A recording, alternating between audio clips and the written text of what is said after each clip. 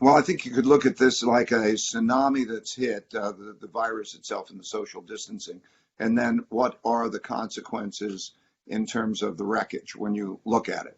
And I think you have to think of that as incomes and balance sheets, you know? So it was a tremendous income hit.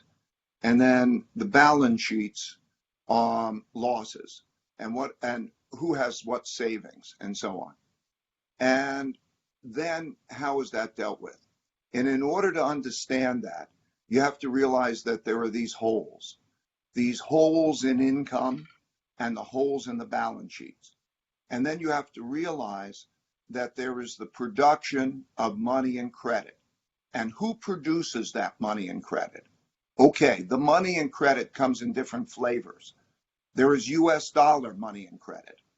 There is euro dollar money and credit.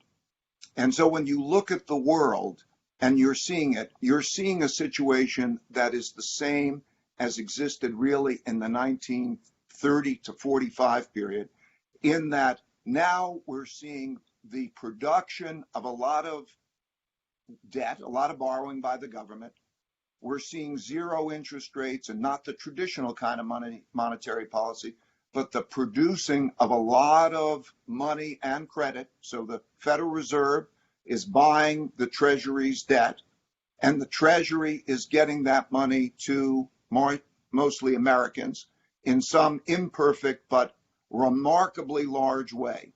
And the Europeans are doing the same in their way. That bank is a smaller bank because the world lives with about 70% dollars and only a small percent euro, and they will produce theirs for theirs. And there aren't many banks around the world. And so the rest of the world is going to have gaps, holes that won't be filled.